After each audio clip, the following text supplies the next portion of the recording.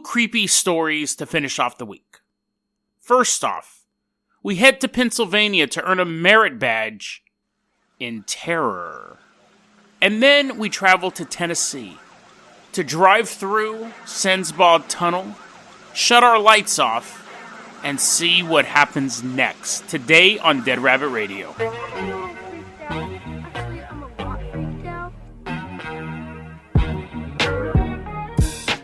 Hey everyone, welcome back to another episode of Dead Rabbit Radio. I'm your host, Jason Carpenter. I'm having a great day. I hope you're having a great day too. I'm tired, actually. I had to take a nap.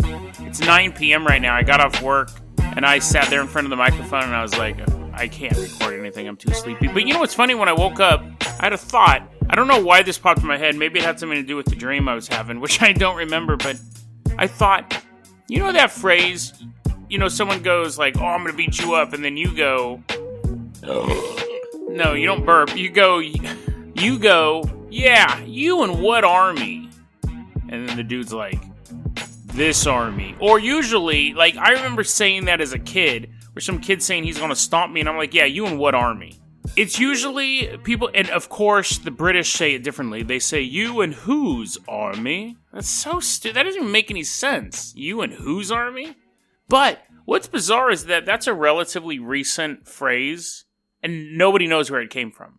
Like, I did some cursory investigation, like, since I woke up. I looked around. Nobody knows where that phrase comes from. So bizarre. They think it started around the 1940s, 1950s, but there's not, like, a single book or movie that they can track it back to. Kind of weird. I don't think it's as popular as a phrase as it used to be, but people would say it all the time when I was a kid. But yeah, you don't hear it very often now. But still, it's weird to have a phrase that's recent, that is that well known. Nobody knows where it came from. And then someone says, hey, Jason, you should do more research on that. And I go, who's going to make me? Wait, no, that's not how it goes. You go, Jason, I'm going to pummel you if you don't do more research. And I go, yeah? You and what army? Let's go ahead and get started with the episode here. What we're going to do is we're going to have to go to Pennsylvania. And we're going back in time like we do so many times in these stories. I don't know why I said it like that. Let's go ahead and hop in the Dead Rabbit dirigible. The slowest, noisiest mode of transportation possible, a dirigible. You'd think it would be quite quiet because it's mostly air, but you know those big propellers. I imagine they're noisy. I've never been near a blimp. I've just seen them. Anyways, we're going to take the Dead Rabbit dirigible and go through time. We're going back to the year 1970. So imagine a bunch of paisley and bell-bottoms are just kind of everywhere at this point. A lava lamp was recently elected as president. It is the most 1970-ish time in 1970. But to escape all of the paisley overdose and all these people kung fu fighting, a lot of people wanted to remain part of the simpler life. They wanted something better for their kids. And the kids liked it too. And they joined the Boy Scouts. April 25th in Chester County, Pennsylvania. There's a little Boy Scout camp. And it's a nice spring day. And there's a church, and behind the church there's like this little river, this stream that you can camp in. There's actually like woods and a little grassy area. So I think it was like 200 yards from the church itself. So it wasn't like right next door. There weren't cars parking next to them. It was a nice camp spot. Boy Scout Troop 275 is setting up camp. The day of the 25th, it's their first day, so they go and they set up their camp. Kids are like carrying wood, and the scoutmaster's like, yes, that is a great branch. And then they're like humming, and they're fishing in the river, doing little merit badge stuff, doing stuff boys like to do when they hang out. And they're Boy Scouts, so it's mostly like stuff that would probably bore you and me. They're like, look at me, I whittled this flute. And I'm like, okay, yeah, that's adorable. But, you know, that's not what I like. But anyway, so they like all this nature stuff, chopping trees down, whatever. Whatever kids do in the Boy Scouts, I don't know. But at night, it's time for the kids to settle down. Settle down, kids. Put your whittling stuff away. No more making flutes. No more doing what you guys do. It's time to go to bed. The kids are like, oh, I really like making this wooden stuff. I really have no clue what the Boy Scouts do. I know they have merit badges. I know they have knives. That's about it. So, anyways, they're like, quit making wood stuff because that's apparently all we know how to do. It's time to go to bed. There was 23 scouts and 6 adult leaders. Now, Technically, when you think of adult, I would imagine there was at least one or two people there my age, but we don't know for sure, at least from what the details that I have. We don't know for sure. Adults could obviously just be Eagle Scouts. They're like 18. Just turned 18 type of adults. And they set up their little camp. The camp's already set up. There's just wood shavings everywhere from all their wood-based activities. And everyone crawls in their sleeping bag and goes to sleep. Now, there were a few tents if people kind of wussed out and couldn't stand the temperature. But again, it's April 25th in Pennsylvania. It's not snowing, it's not storming, nothing. So most of the kids man up, sleep in their sleeping bag. Their sleeping bags are set up in like a circular fashion. And 23 kids and 6 adults quickly fall asleep. Dreams of cutting more wood tomorrow. Timber, they hear in their dreams. They're all dreaming about Paul Bunyan. April 26th.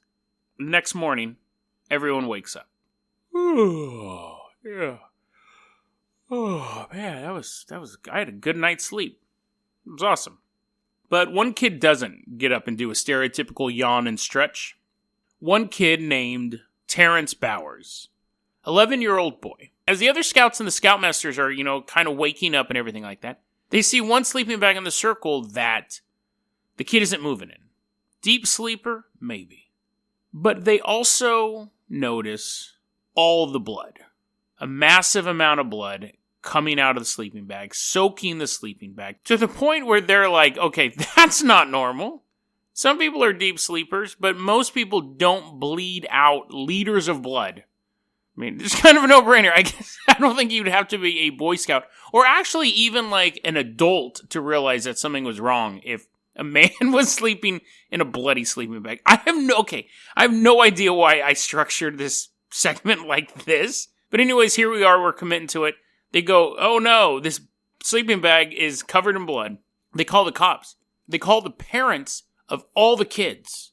It's a 100% true story. So first off, they call the cops, but then they call the parents. And they didn't have cell phones back then, so how did they call everyone so quickly? But by the time the cops got to the campsite, there was parents everywhere, holding their kids, hugging their kids. And the cops show up. The sleeping bag with the body in it had been moved. His 11-year-old boy had been moved, and parents were tromping all over the crime scene. The police are like, whoa, whoa, whoa. Nobody goes anywhere. You don't get to take your kid home at all. We have to interview everyone here, all 23 of you, plus the Scoutmasters, plus anyone else who's walking around. We got to figure out what it is. This is what we know about this crime. Terrence Bowers was 11 years old. He was killed with a Boy Scout pocket knife. That's it. That's all they know. This happened in 1970. They have no other information other than that. And the pocket knife was never found. They think, based on the way that the injury is in his body, it looks like a Boy Scout's pocket knife, which ranking different weapons to be killed by, that would be very, very, very low down on my want to be killed by. They're fairly dull. I mean, I've owned Swiss Army knives. It's kind of the same thing. They're fairly short. They're pokey, but they're kind of dull. It seems like it would take a long time. But according to the report, I mean, how did he not make any noises? It must have been a super sudden attack and was able to do enough damage, straight to an aorta or a carotid artery.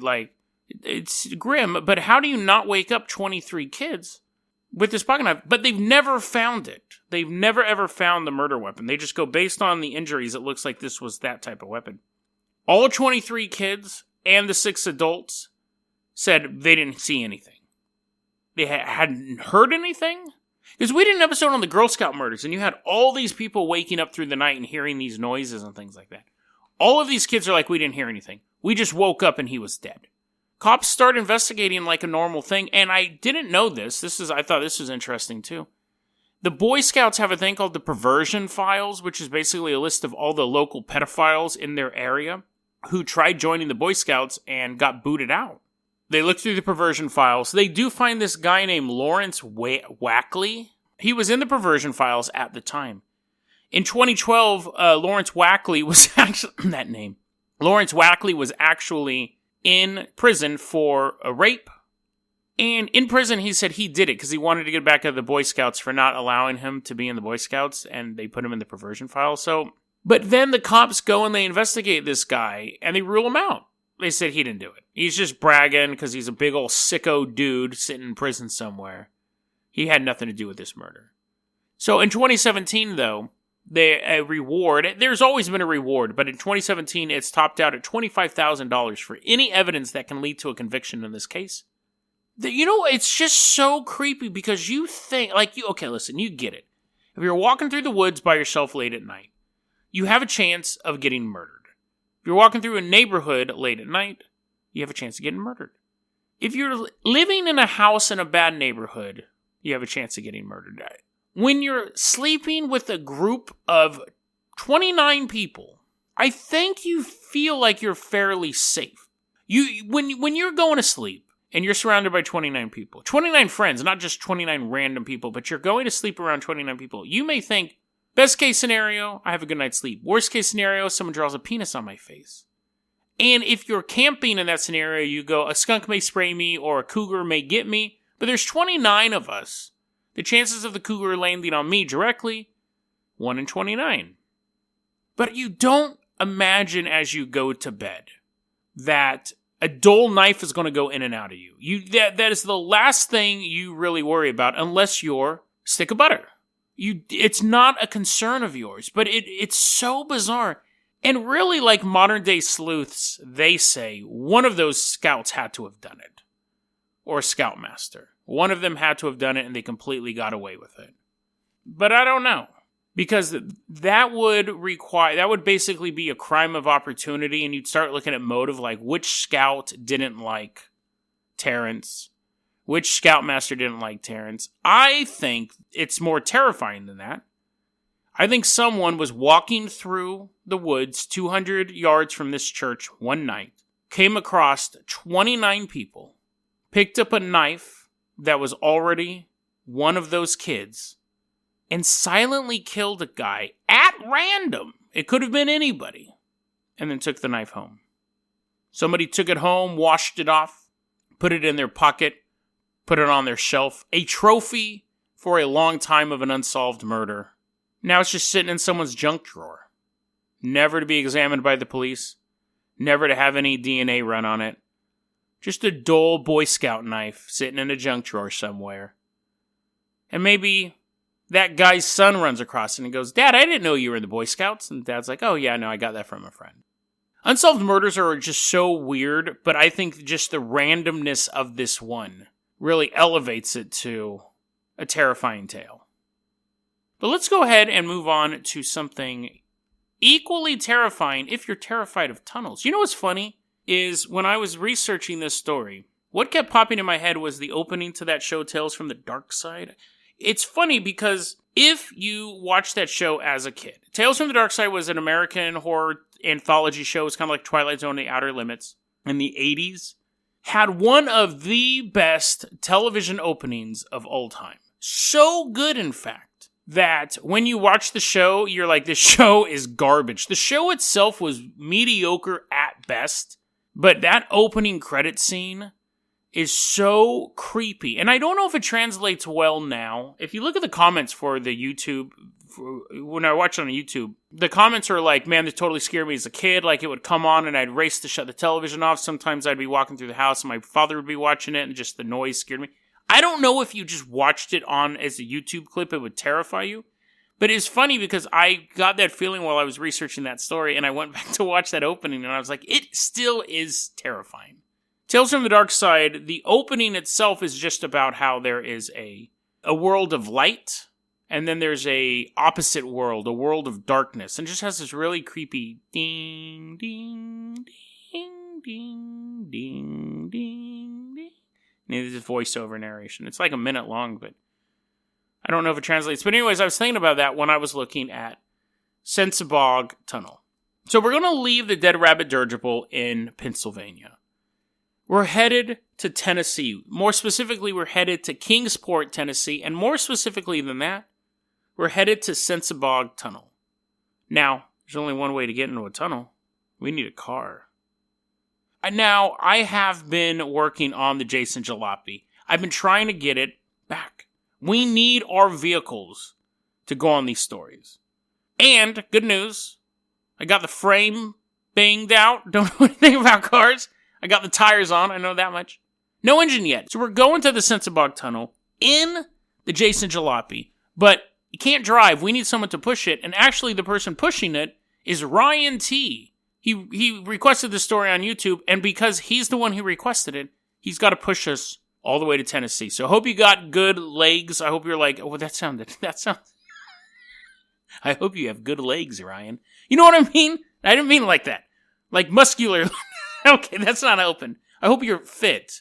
That's still, okay, that's fine. Ryan T is not pushing it. There's a big hill that leads from Pennsylvania, because I don't want to imagine how thick his body is. There's a big hill that leads from Pennsylvania to Tennessee, somehow.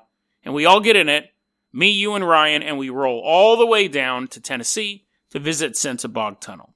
And we need a car, because that's part of the magic. Now, let's talk a little bit about this tunnel. It was built in the 1920s, and it was actually built to, from what I could gather from my research, it was built to help support a railroad that was going on top of it? How does that even work?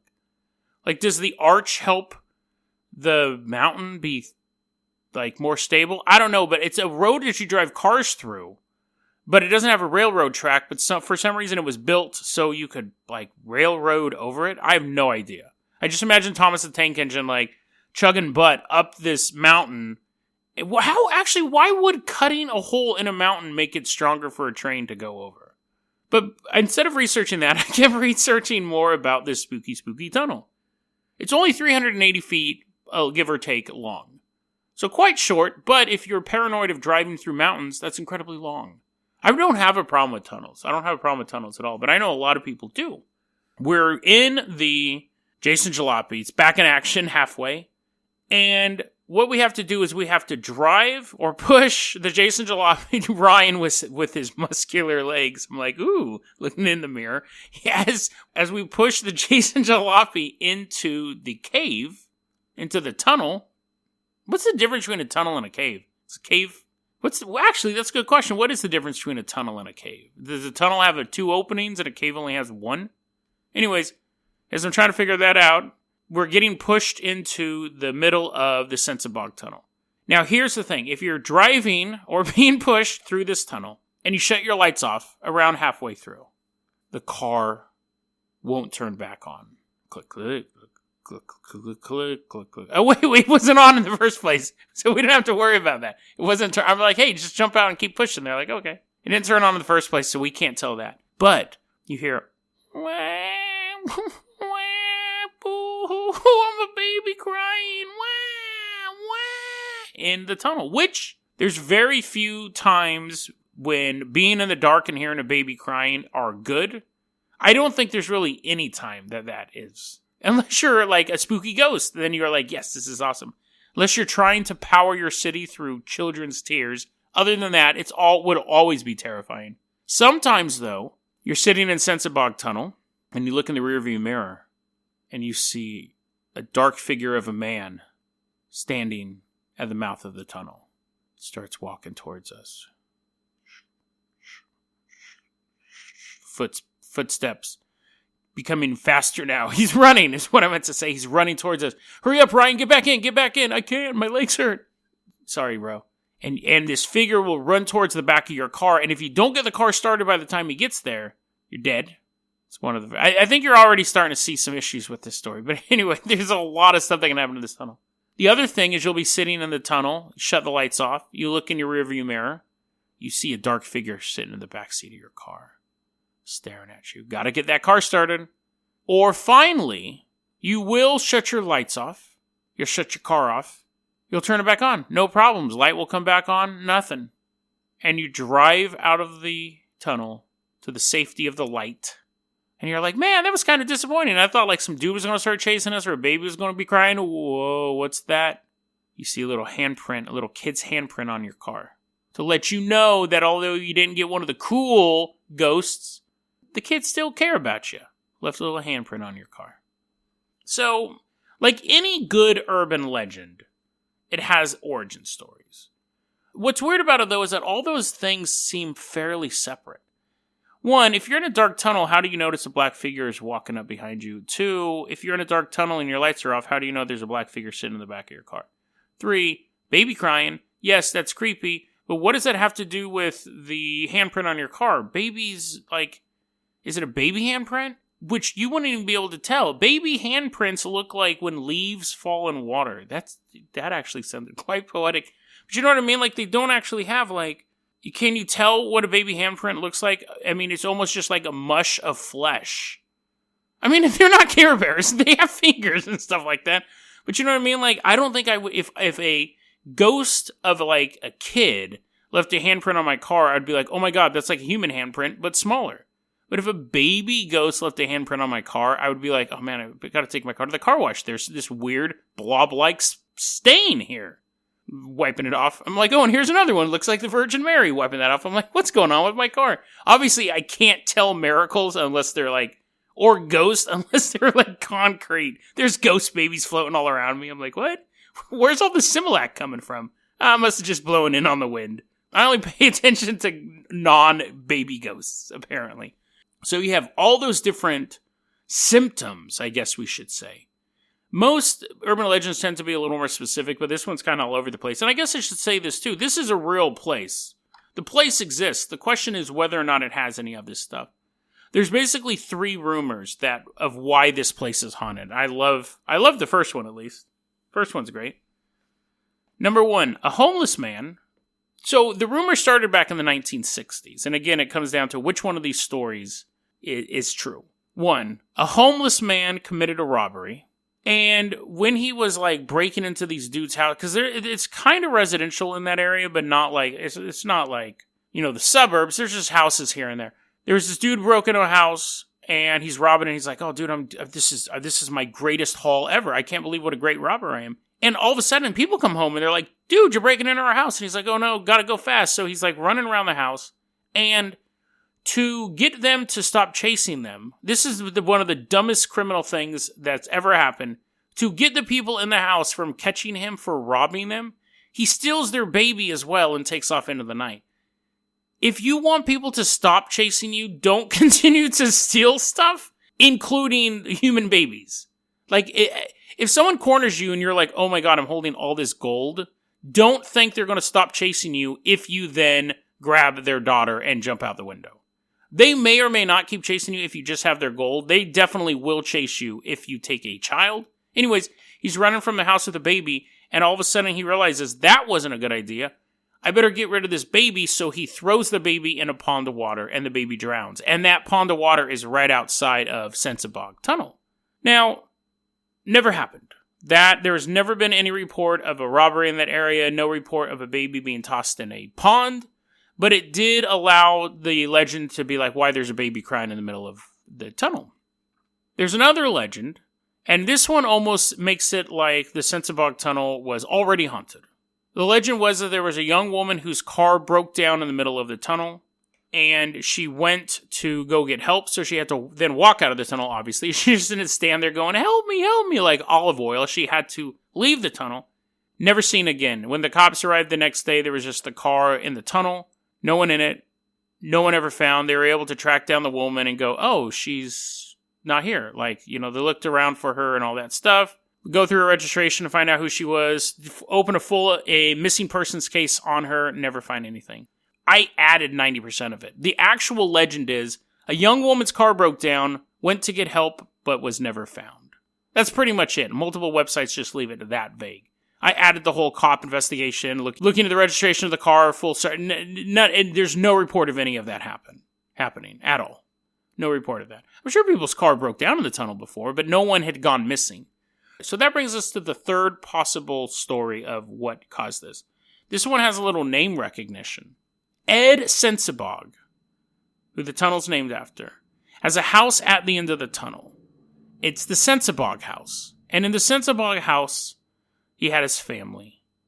Good, hardworking man, Ed was. His family hardworking as well. Everyone hardworking. Even the baby. The baby was hardworking and growing up. Basically, human beavers. They're always doing stuff with their hands, always doing... I don't know where I'm going with this. The point is that one night, Ed flips out and decides to murder his entire family. I have no idea what that whole bit was about them hardworking, but anyways, he murders his entire family, and to top it all off, throws his baby into the pond of water where the robbery story took place. He's like, I hate you, baby. The baby's like, psh, falls under, dives into the water. It doesn't dive. He involuntary. He wasn't like doing like a little he wasn't doing like a little like Olympic dive. He just falls into the water, dies, and then Ed Sensabaugh kills himself in the tunnel. Now, Ed Sensabaugh is real. The family's real. He was a hardworking man, loved his family. That story never happened either. So there is no reason why this tunnel should be haunted. I was reading one website and they said when they were blowing the tunnel up, a couple miners died and they were just kind of like buried in there, which then the website went on this weird like racist rant and was like, yes, the Italians were taken advantage of by the rich white men. And I read that and I go, aren't Italians white? Like why is this in this story about these dudes blowing up a tunnel? It was so bizarre and out of place. I was like, what? And I couldn't find any other reference to these guys being blown up. But that aside, that bizarre, like, political thing aside, we don't know, one, if people actually blew up making that tunnel. That may or may not have happened, but why is the tunnel having these experiences? Now, again, most likely it's not. It is a creepy looking tunnel. It is. And it's in the middle of nowhere, and it's in the middle of a mountain, like all tunnels. So you think, okay, it's one of two things. It's not real at all. And that's the reason why they're all different. Some people see a dark figure chasing you. Sometimes it's in your car. And see, the idea was that the dark figure was Ed Sensabaugh. And then the baby was the baby in the story, in the two versions of the story, both thrown into the water.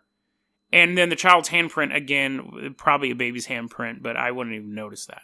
What I think is the truth is that there may actually be something in that tunnel. And I think it all starts with the one thing that can actually happen in that tunnel. The one logical thing that can actually happen. And that is if you go into that tunnel and you shut your car off, when you go to turn it back on, it doesn't turn on as easily as it should. I think that is very, very likely. That could be attributed to anything giving off any sort of electrical interference in that area that was in the mountain that was blown away. Now, I couldn't say exactly what it was. There's like giant magnetic rocks around or just something. But I think that is possible. And I think it's interesting that anything else would be created after that. There's a tunnel that people have gone into and they've shut their lights off because it's spooky and they want to scare their girlfriend, so she like comes closer to him and then he goes to turn the car back on and it takes a little bit longer to get it started. She's like, hurry up, Tyler, hurry up. And he's like, I'm trying, Mary, I'm trying. And then he finally gets it started and they go home. That is likely. And from that story, from that incident, say happened in the 1960s, like when these legends started, it just kept going on, where people would be like, yeah, that did happen to me, and a ghost chased me, and people would be like, what? And then another kid goes, yeah, that happened to me too, and a baby touched my car, and people are staring at him, and they're like, what? It's a weird de-escalation. This guy's getting chased by a ghost. You just have a baby touch your Pinto. He's like, it's a wacky world. It actually happened, though. And then again, it could just be 100% made up, and people like telling this story because it's spooky. It does give you something to do on a Friday night in the middle of Pennsylvania, which I can't imagine is super fun state. I mean, what else is there to do in Pennsylvania? Else is there supposed to do in that part of Pennsylvania, especially, other than, hey, let's go out to this spooky tunnel and tell this crazy ghost story. I love local urban legends. I really do. I think it's fascinating to think of all these little isolated places spread out across the nation, across the world, where people go, don't go in that cave. Don't go down that road that time of night. Don't walk through that church. Unless you're in church. It's Sunday and people are like, don't go there. There's a ghost. It's the Holy Ghost. People are like, what? Yeah, I know he's supposed to be there. I see him every week. But these local legends, I always find these super fascinating. And it really comes, it's one of those things like whether or not it's true at a certain point is irrelevant. The fact is there is a geographical feature that a community has got together and created a modern myth about. That in and of itself fascinates me. Because otherwise this is just a dark tunnel sitting out in the middle of nowhere that people drive through and nothing happens. But by creating this myth and passing it down from generation to generation, they've turned that ordinary tunnel into the Sensabaugh Tunnel. They've turned it into an icon of a haunting and a symbol of how weird the world really can be. I wouldn't have any problem driving through that tunnel and shutting my light off. It wouldn't matter to me. And if I saw a ghost, it would totally terrify me.